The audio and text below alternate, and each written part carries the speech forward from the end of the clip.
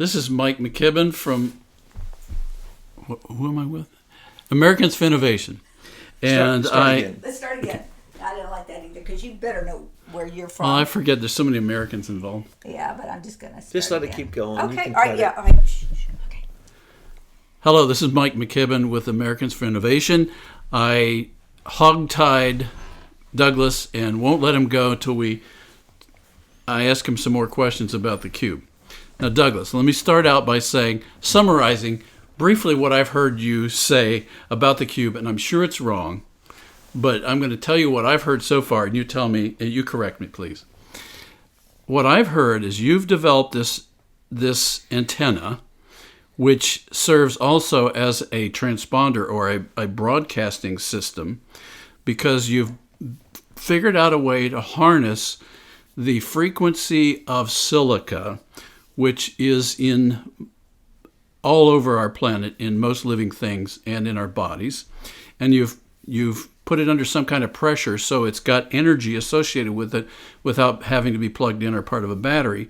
And this cube can broadcast at a certain frequency, and what I don't get is how it receives information, and also don't get the total benefit to us. So I'm going to start with there, and please carry on with describing this cube, please, because it's fascinating. It is fascinating. Oh, Betsy, you want to chime in on this? Because you're getting further than anybody else has ever got, and only because the boss is allowing me to talk to you that I'm telling you You only this. Blew my mind about 3 times in what you said. Okay, the fourth dimension is really interesting, but yes. But as the engineer, I'd like to understand the other 3 first. You have to understand this because, see, you built the social media platform that we're all flying on. You built it so that it's fast, it's scalable. It's an amazing ship you built. That's why we like to call you Scotty McKibben, right? So we always say around here is that you built the mothership. You built the platform. And they didn't have the creativities, these tech warlords out in Silicon Valley. They stole your idea because they didn't have the creativity. But what they didn't know is how to fly it. They really don't know how to fly it. And that's what the alternative media is showing them. We know how to use the ship you built, Michael, to create a messaging platform that's decentralized. It's kind of like a blockchain. And we can scale out our message around the world so fast. Right. So it makes all the sense in the world that we're in this room together because you built it, and Thomas and Betsy are showing folks how to fly it. Well, you've talked many times about intuition, and that is a part of what formed the basis of the design of social networking. And what I hear you saying is you've used that same intuition to develop this cube concept around your collective experience in other areas. And what's fascinating me is that it's right there on the edge of, okay, as an engineer, I think what you're saying about the materials involved. What I don't get is where you're taking it. What do you mean, where we're taking it? Well, how is it going to benefit humanity? Because, don't you notice, sitting in this room in the presence of the cube, the energy? I am? It's Yes. here? Yeah. Oh, This is the room. okay. Do you feel, have you felt any stress or No, this is Pain I'm having fun. anything? Yeah. Feeling a little high, maybe? Yeah, why not? Yeah. And yet you're sharp as can be, and, Yeah. and you've had a few glasses of wine, and Well, you've had a little Ormus. The frequency issue, I get. I can see that because fog and smog, and we all get the idea that there's things that are harming us. What fascinates me about what you're talking about is the fact that there are things we can do practically to stop a lot of those negative effects in our lives if we know what the science is and how to apply it. And the first thing we always say is we need to stop this 5G stuff until we figure out what's going on. So we don't, the tips and the suggestions that we give do not replace that very important thing that we have to do politically. Betsy is a big taskmaster. Right. So when she asked me to do this, I said, look, I have done these kind of things before. Do what, the cube? Yes. Okay. Well, she wanted to have children to be in a learning environment. Generally, Peter Kelly is the only person who ever took Nikola Tesla's broadcasting antennas that can broadcast such low frequencies, and they are in fact geometric antennas. They're plate antennas, and they have to be tuned. Can I ask you, plate antennas? Can you describe what a plate antenna looks like? Say a copper piece of square that's flat. That's all, you know. So it's like a square plate with two leads coming out of it. Yeah, it can be any size, and then you have to put them in relationship to each other, and they then create harmonics. And when you get the harmonic right, it becomes an amazing. It pulls energy to the surfaces like nothing. These are just now being discovered. This is a Tesla antenna. Because I kind of get the length issue with regular antennas. Plate antennas are different, right? Yes. Because you're not stringing copper wire in concentric circles around the plate. Correct. You're actually depending on the properties of the plate for your properties And the shape. And the shape. And the size. And the size. Okay. And its ratio. Oh, really? To the antenna that's inside. The two antennas. And so somehow inside. you can mimic something that should be a mile long in this plate? Oh, yes. Interesting. One of the antennas can mimic any size. Because I once talked to a commander of a nuclear submarine, and he was telling me whenever they went under the surface of the North Pole, they were actually under the North Pole, and they strung this cord about a mile long behind the submarine in order to communicate. Bell Laboratories, as I keep repeating, I know it sounds unbelievable. When we finished this, and after Betsy said to us, look, if you're so smart, prove it, you know. So we got the materials and made a crude one, and then we did the little experiment she talked about, and then she's like, okay, let's do this again. Put your hand over the hole and make this wish that we're going to find out a company that can make this for us. Oh yeah, we can make them $10,000 a piece. Whoa. Okay. Yeah, the first copy is always the most expensive. The first one is. And we have the devices that can make further copies. We have all that is needed, but we did the following, just as we did before. We can't get Ormus to every single child. Ormus is very expensive and very, very. You have to be a genius to make it, an alchemist, really. And it works very effectively. If you want to get brain waves into 60 hertz, you have to only use Peter Kelly's projector. That's the only one I know in existence.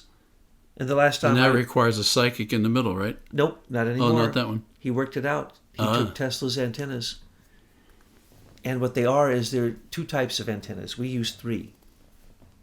We use the third dimension, which then causes the ability for the fourth dimension. I know that sounds hard to believe. I'm hearing. I'm hearing. It sounds like buzz. It sounds like static.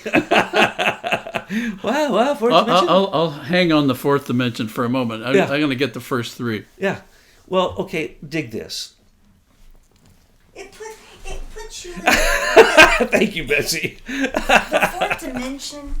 Have you ever experienced synchronicity and flow in your life? Just like you're just totally in the flow. Is that anything? Intuition? Is that anything like a symphony? Synchronicity? Synchronicity is a Yes. A magical place, and it defies time and space. So when everything's just clicking, it's right. I mean everybody's had that, right? And wouldn't you like to have more of that in your life? Wouldn't you love to have prosperity and abundance and just a clarity and joy, and we can bring more of that in, and I'm not saying that you don't have that already, but all this electromagnetic what human being connecting would not want that benefit? Let me put it that way. Yes. Of course they would. Yes. So the question is this voodoo, or is it based on something real? And what is real? I know you're going to go there with me. Well, I would just leave the listener to reflecting on the moments in your life where you had serendipity, those providential meetings. Great word. That occur to you that can be life-changing. Right. Like, how about the time you heard Betsy say something about Michael McKibben and Leader Technologies on a YouTube video? Yeah. All right? That defied time and Absolutely. space. and it came to you at a time in your life where you really needed to know that there was somebody in your court outside of the big, huge, heavy fight you have held onto, right? Absolutely. And so that's what this is. That's why it's hard to describe, because it's beyond the words we have to describe when it comes from the angelic realms. Right. When we're describing the unseen world, our human language somehow can't describe that fully. I mean, I get that, because I go to church, and in my Orthodox church, we talk about every week the union of the seen and the unseen in the Eucharist. So the idea of the unseen world is clearly there and communicated to all of us. How we experience that is, I think, unique to every person in their relationship to God. Okay, but stop right there. The priest tells you the bread and the wine become the body and blood of Jesus. Does that not defy time and space? It certainly does. Well, there you have it. It's a mystery. We call it a mystery in our church. It is a mystery. And what is really happening with that? We could go into that. But the point is that what we're trying to say is we're moving beyond that. We didn't know that this was going to work as well as it did. How is it we can ask a question and a few minutes later, someone calls up on the phone and says, I just don't know why I called you. I just, after 2 years, decided to call you out of the blue. And then, by the way, within seconds, he says, do you know Douglas Gabriel? And she says, well, he's standing right here. He didn't know I was married to you. And he says, well, wait, I was just talking with Bridget Buller. Excuse me. Oh, I'm saying names. Talking with this chiropractor. But he says, well, we were just talking about him. And why am I asking you if you know him? And we're looking at each other, and my hand's still over the cube practically. And we're like, oh, how much proof did you have to have? Yeah. Now, here's the deal. Oh, and we know it's anecdotal, and we know it's personal. No. It's powerful. Does pyramid power work? When you put yogurt into a pyramid container, does it preserve it? Of course it does. That's the reason that in Europe you get your yogurt in pyramid containers. That's the reason you can put your shaving blade at the king's chamber point on a pyramid if it's the right angles, and if it's pointed with its broadside to the north, and then the frequency of that pyramid goes in and dehydrates the very metal on that, and it's been proven. The power of the shape of a pyramid is 100% proven. And Pat Flanagan probably did the best work on it, but I've worked with it extensively. But then Pat Flanagan said, wait a second, because everybody's building pyramids, and I was building pyramids and going to all these spiritual places because that's what I was doing. And bringing in, mesh copper wire and connecting crystals to these things and making people see bolts of blue lightning come out of these geometric devices and crystal devices connected to copper, right? Well, this was a rage. You see whole rooms created this way to prove to people that this happens, that piezoelectric energy is real. But you'd have to be stupid not to understand that quartz emits piezoelectric energy, and that happens in the human that's body. Your point about a lot of these things, that the physical world that we live in can either aid or dampen our ability to be more aware of our life on this earth. Correct. And the shapes in your environment can create health or illness. And let me finish the concept. The concept is that once you have the power to use geometry properly,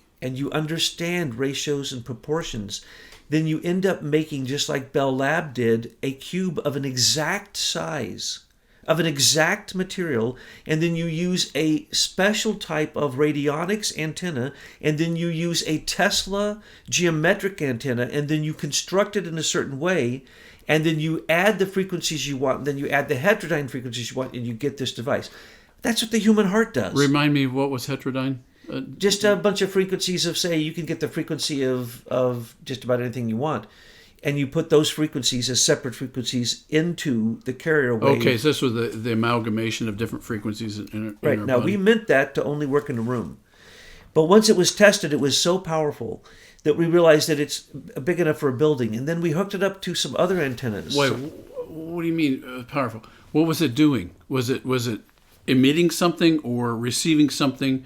And how did you know how big its effect was? It's transmuting the detrimental energies. Okay, so and bringing it into beneficial energies or alignment. Sensitive pendulums are used in the business, and you can actually determine if what seems to be an inanimate object is emitting energy.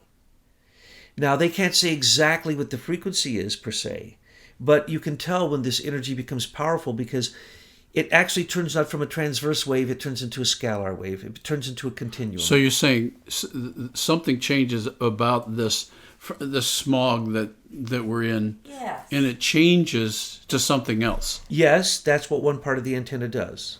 Okay. Yes, it collects that energy, loves that energy, and sends it to a certain sinkhole where it's then stimulated by two other antennas that have certain frequencies on them until you literally, if you were psychic, you would see a fire, a white Okay. fire coming off the So top it of broadcasts. It then broadcasts that outward.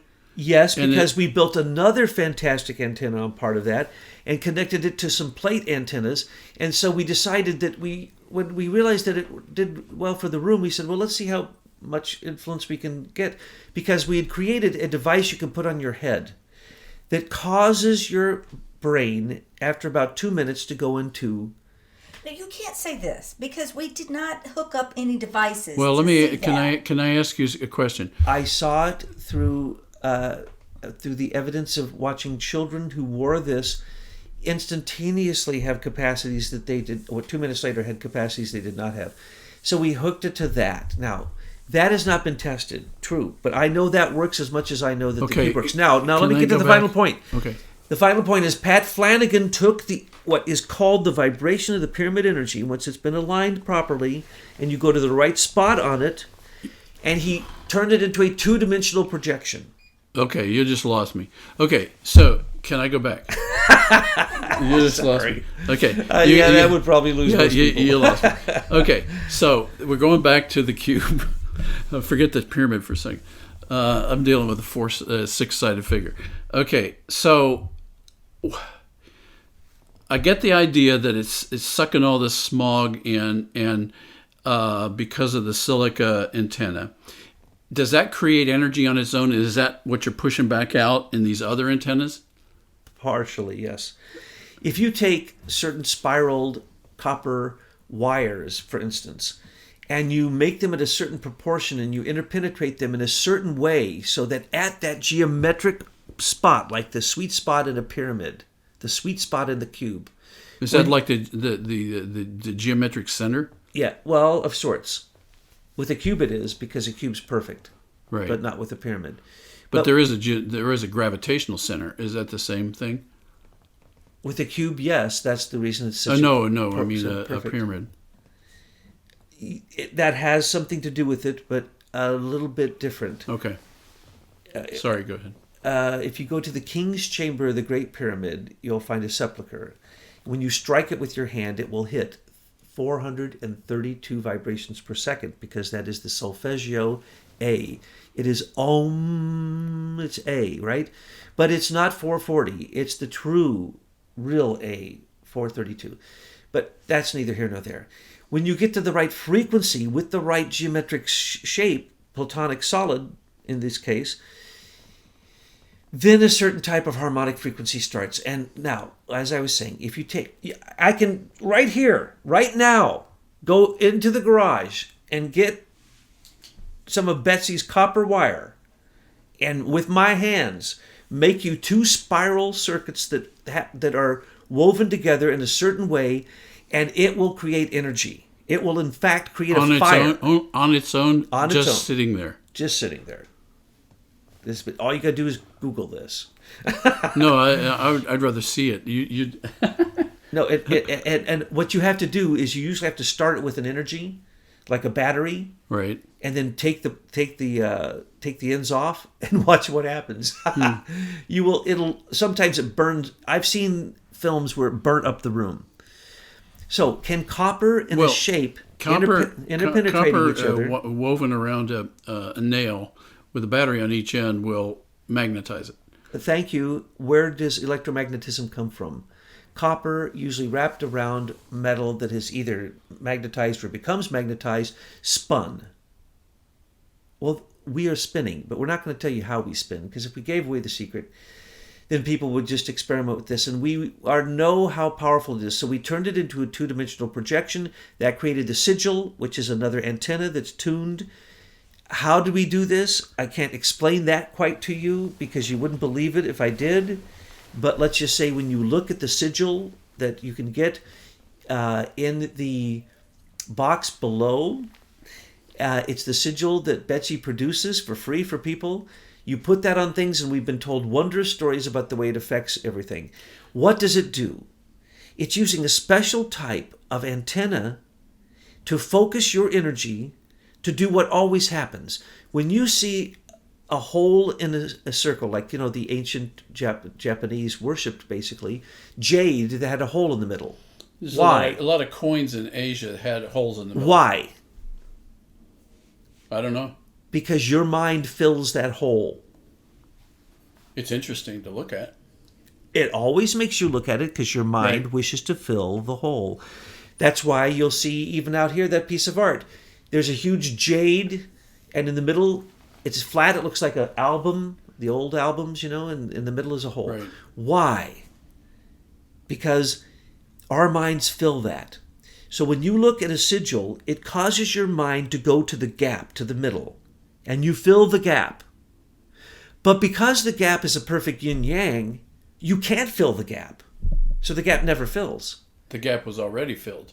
It insinuates being filled, yes, but it's not filled, but it's a perfect circuit with booster antennas on it that causes the gap to be leaped. So you're right, it fills itself, but it draws your attention to it, and your attention, just like the cube, it generates its energy itself, but when you put your energy on it, it becomes even more. So what you're saying is the energy you're talking about with me is the fact that I've got silica in my body, and somehow that's affected by this sigil you're talking about? No. Is your sigil picking up your cube communication? Correct. Oh. It's the same frequency, essentially. One's three-dimensional, So what's the frequency? I forget. 32,768. Okay. And then the heterodyne frequencies on that. But there's no information on this frequency. It's just empty. No, there's tons of information. We broadcast it worldwide. I see. And what are you broadcasting? The Beatles album? We're broadcasting All You Need Is Love. Wah, wah, wah, wah, wah. That's your part. You're a trombone player. All you need is Yes. love. Thank Thank you very much. So, yes, it's hard to believe. Now, we didn't believe this. Peter Kelly died when I was trying to figure this out. Hieronymus, who lived next door to him, who was the heir to basically the radionics of Ruth Drown and Arthur Ford and basically the work of Wilhelm Reich, all these few geniuses, and then the work of Trevor Constable, I came in contact with some of these groups, and basically at the end of it, I came in when it was ending, and it was like, oh, there's nobody doing this anymore? Oh, that's a cool device. Hey, watch this. And I'd get to work on these things, and it was cool, and now we have one that is pretty much kind of automatic, though consciousness helps it work. And that's called the Indigo machine. But it's a biofeedback machine, but really it's a radionics machine. Biofeedback machine. What does that mean? It senses your energy, reads it, and then pings an energy into you. Like, let's say you don't have enough silica in you. It pings that frequency into your body, and your body says, oh, yeah, I recognize that frequency. I'm going to start resonating like that. And that's how it works. It's absolutely magical because it's in subspace. It's not even in time and space. It's frequencies that don't need time and space. They need resonance. And because everything is in a continuum, if it's a true frequency, not a man-made frequency, if it's a true frequency, everything's going to have harmonics and resonance, and you will be able to work with that. So that's what we did for everyone. We wanted everyone to be able to have sigils that they could put on bad stuff to make it better. And their consciousness that they put it on there, and their consciousness every time they see it, and the consciousness of anyone who looks at it, causes it to generate that energy. What is that energy? Wait, can you... You mentioned consciousness a number of times. I presume you mean that's more than wishful thinking. Yes. Okay, I didn't think that would be the case. So I mean, Not magical thinking, which is a wish- psychotic disorder. Yeah, This is you're saying it's not magic. It's not It's fantasy. not wishful thinking. It's not fantasy. It's something that you have figured out scientifically benefits us, but in ways that we cannot see. no. I didn't. All correct except for scientifically. I did this because I was born psychic. I no longer am because of my What, did you get demoted? illness. Yes, I got an illness and took a drug, and now I don't. But the deal is You that, mean you're taking drugs for your illness? yeah, and I know lots and pharmaceutical drugs, lots and lots of psychics. And over the years, lots of sensitive people, and I used to do this for a living. So I would create devices like this. People would say, "Do you know that if you do this and this and this?" And I'd say, "Yeah, but if you add this and this and this, it'll do this and this and this." And they'll go, "What?" And I was a psychic for hire. So I made a lot of devices over the years. And I had association with Pat Flanagan. And so when he was working at his two-dimensional projection of a three-dimensional pyramid into a two-dimensional device, there were already some other devices that did the same thing. And so we were working with those. And there's many of these devices. And if you're clairvoyant, clairaudient, clairsentient, then you can work with these devices like they're toys, really. But they're just toys. They're not consciousness. But they can help. But if you can add consciousness to it, if you can create a device you can add consciousness to with morality, and that's what some of these devices were that I worked on. The same thing is true with radionics devices. In many cases, you have to be moral or they won't work. And that's the new type of energy that will be working through machines in the future.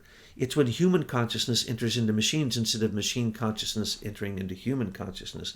So what we did was an accident. So it you're was saying because Betsy forced me to do this. So for the sake of the children who needed to learn, because we were working with inner city children and we wanted them to have an environment where natural brain waves could happen. Peter Kelly was the only person in the world that could project these.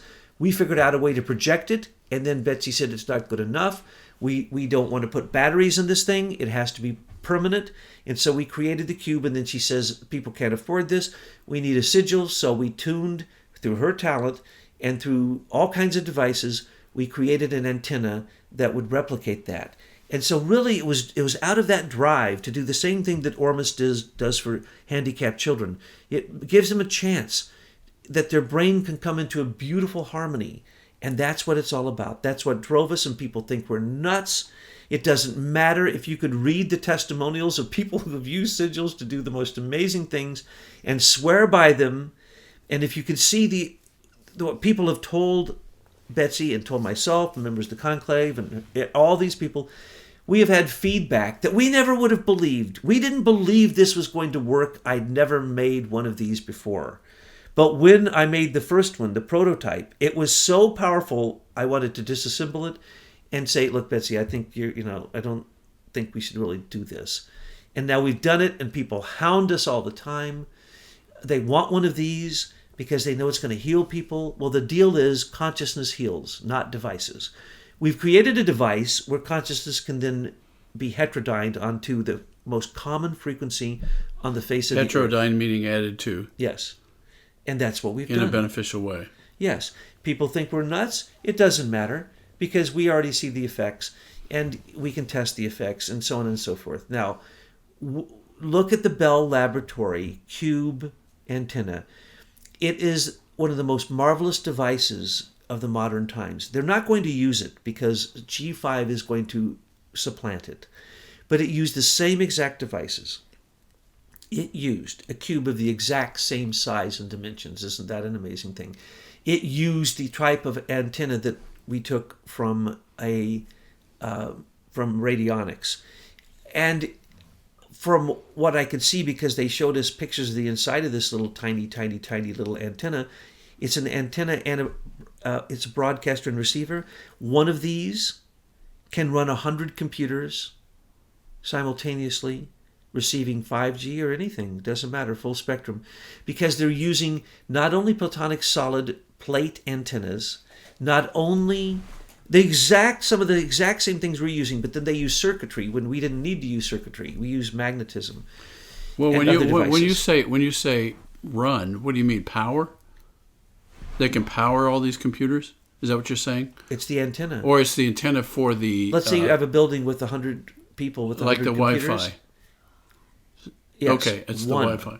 One of these, it fits in your So that's palm of why your they hand. created it, was to communicate with They other think it's computers. one of the greatest inventions of modern time. It will probably never be used because 5G will just go over the top of it. But it you're can saying there's a receive whole 5G. nother different dimension to this. It can receive device. 5G. Right. If they wanted to and they used it and they were honest, we wouldn't all be irradiated. And at the exact same moment, I was asked to do this, I don't know, for a year or so, 2 years, whatever. Finally, one day, I went out and it was very difficult to find the parts and just made this by hand and didn't do it according to proportions and blah, blah, blah. Okay?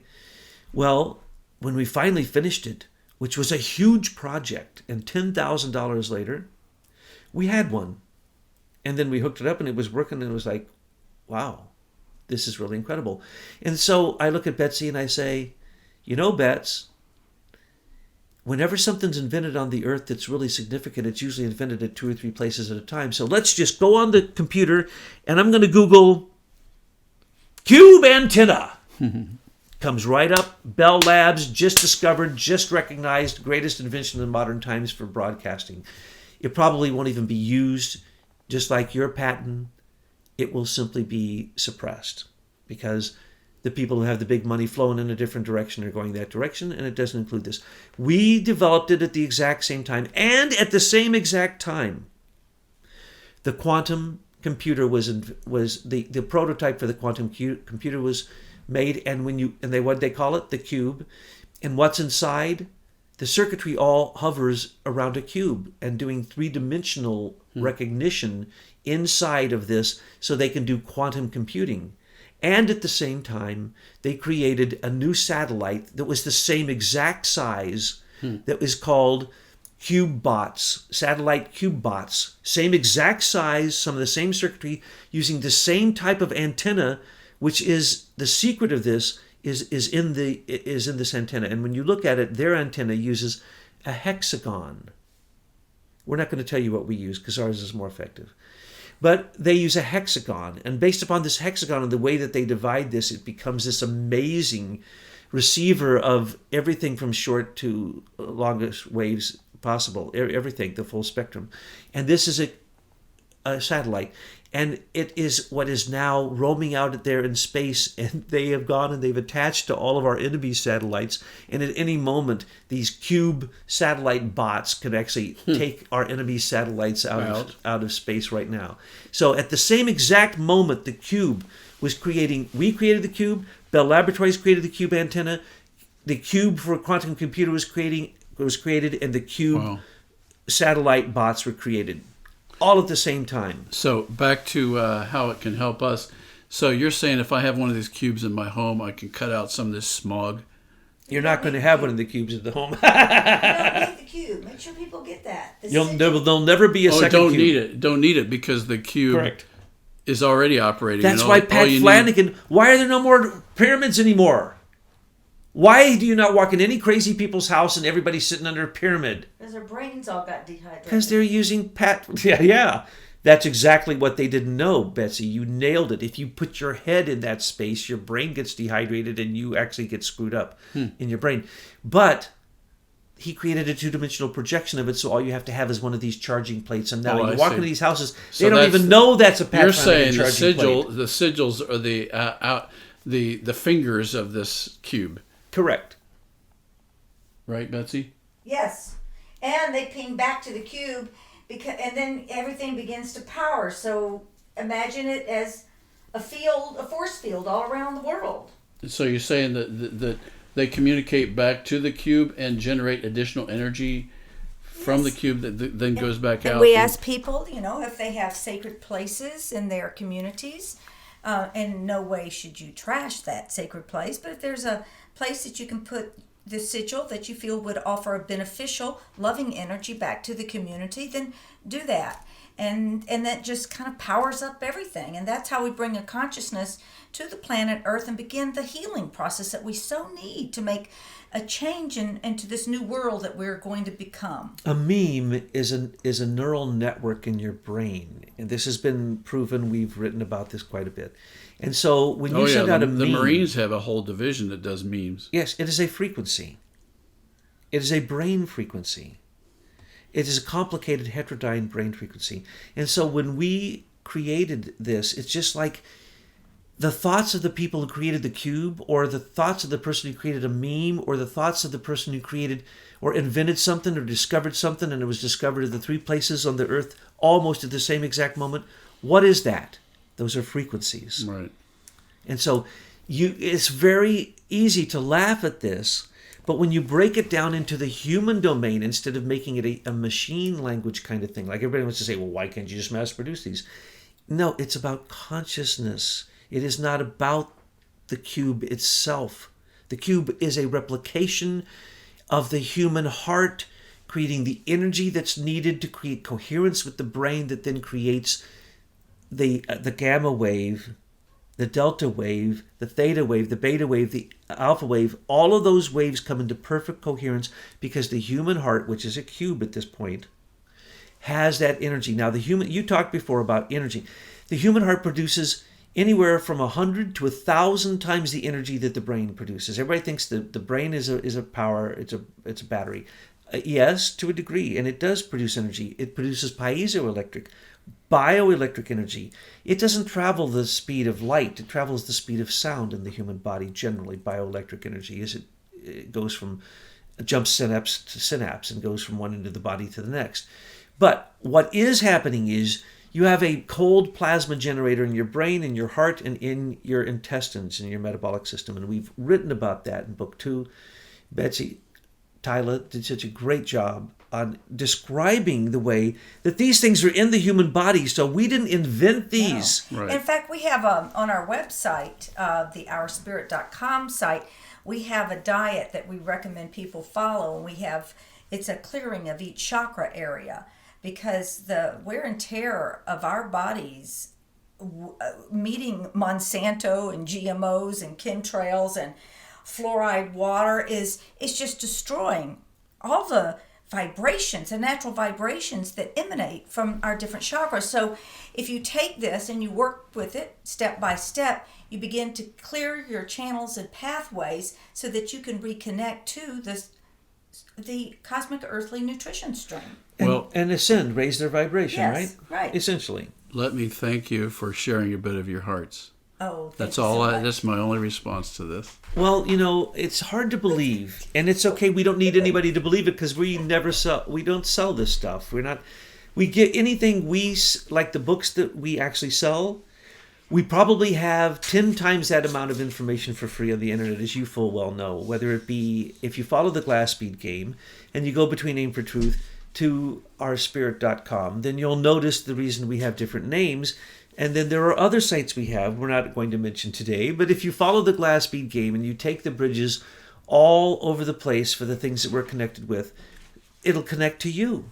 The Glass Speed game leads to Americans for Innovation and the work that all of your team does. And so what we're doing here, when it was recently noticed, Betsy put into Aim for Truth on Truth News Headlines, that we have joined our efforts, that you two groups, us and all of us have joined Yes. efforts, that Americans for Innovation and Aim for Truth and the whole thing has joined. That's because we're the same vibration. We're the same resonance. And it doesn't matter how far apart we are. When we get together and we share thoughts, you'll notice we seldom ever disagree. Why is that? Because we have raised our frequency from a very low vibration of sleep into a high vibration that it goes even beyond milliwaves. Consciousness goes into the cosmos. Absolutely. God bless you too. Thank you, Michael.